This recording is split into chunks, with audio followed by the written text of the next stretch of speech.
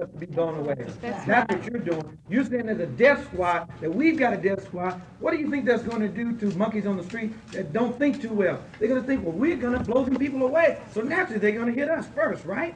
Use your common sense. You're setting us up. You news people are setting us up.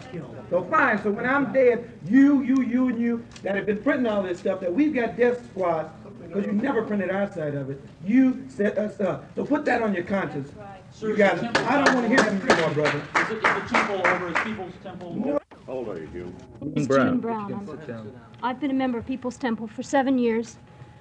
And what's happened in Guyana, I've been to Jonestown myself twice. What happened in Guyana is a terrible tragedy, and I don't condone violence, and I don't believe any of us do.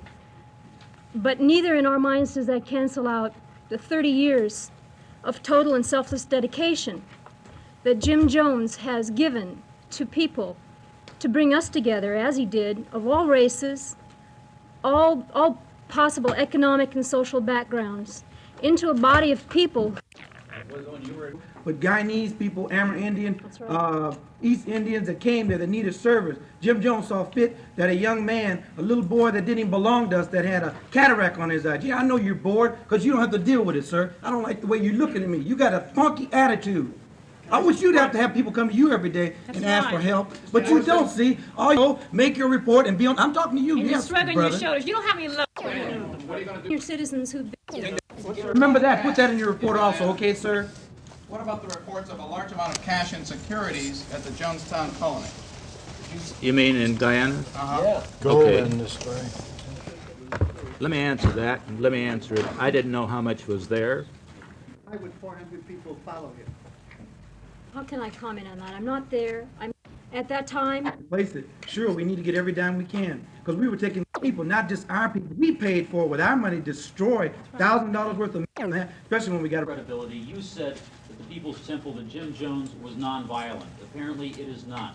You said that there was a conspiracy by the government to get at Jim Jones, and apparently the conspiracy was by Jim Jones to make sure that no one found out what was going on inside. You said that people were free to come and go, and apparently they were not. Does that harm your credibility?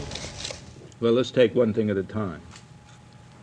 If a person has been nonviolent for years and years and his entire action has been that, wouldn't you have the right to assume that that person was at the guest house? We could hear sporadic statements being made that were loud enough occasionally that would come over the PA system. It was not on PA, so that we could not get the benefit of it as far away as we were. We could hear things: to die for the revolutionary suicide is to live forever. And they would talk about, let's not be divisive. This is not the time to be divisive. And certain statements like Tim Stone is not the only agent, the wrongdoer amongst us. And it went on in that tone. And as we were leaving, and we were probably about 200 yards away, we heard the voice of Jim Jones saying, "Mother, mother, mother, mother."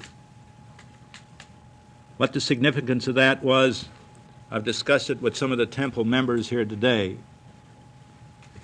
I thought it was that his mother was buried there about a year ago. She was a beautiful woman, a poet, a writer. She died of emphysema.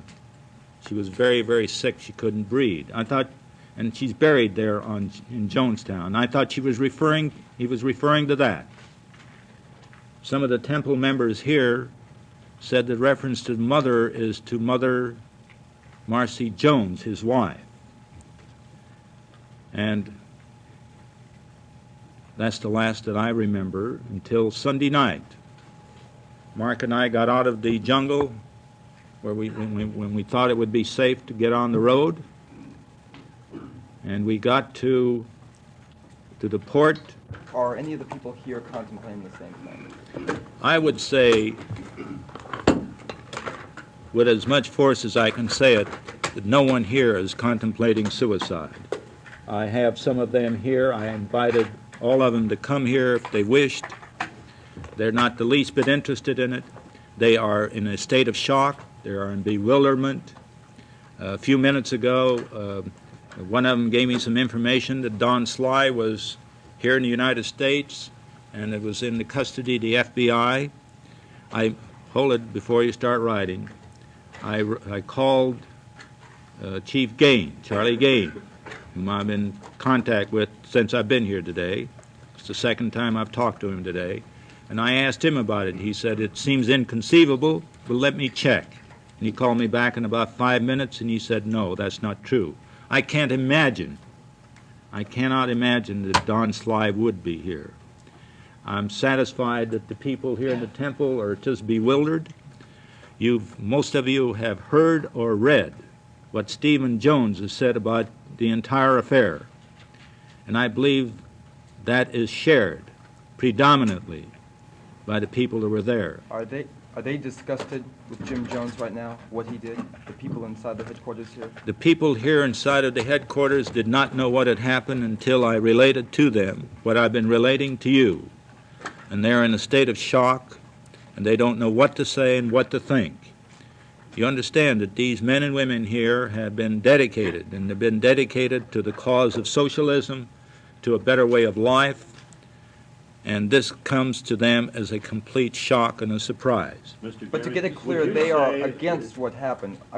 They're totally in the habit of making accusations unless I can support it with some form of overnight. Advice to him that in fact the arms that were found there used were purchased.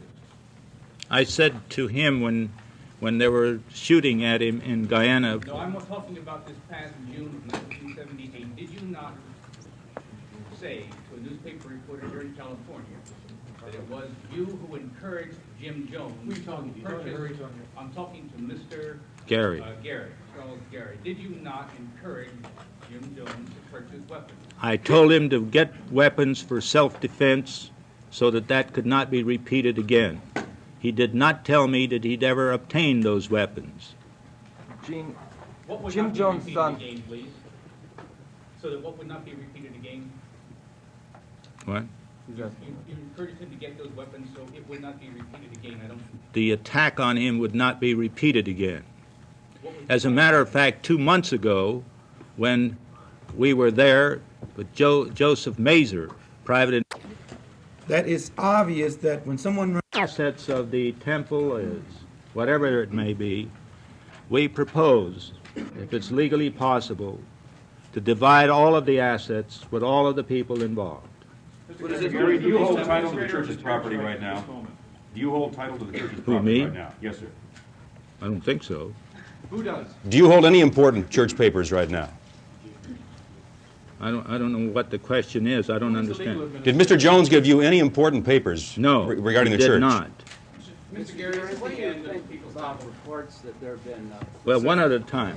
What do you think about reports? There's been several reports. Check the record. Is there any accurate account of the people who were down in Guyana?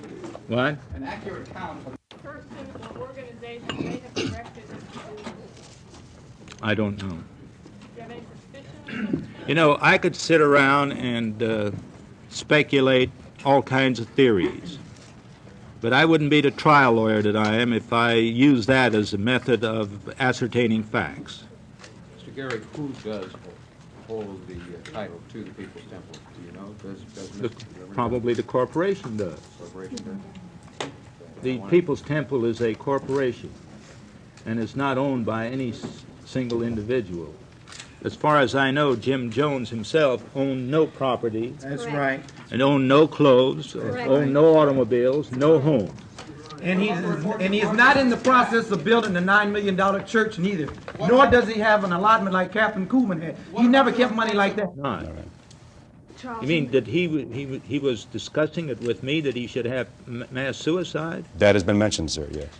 Well, I am very unalterably opposed to suicide of any kind, much less mass suicide.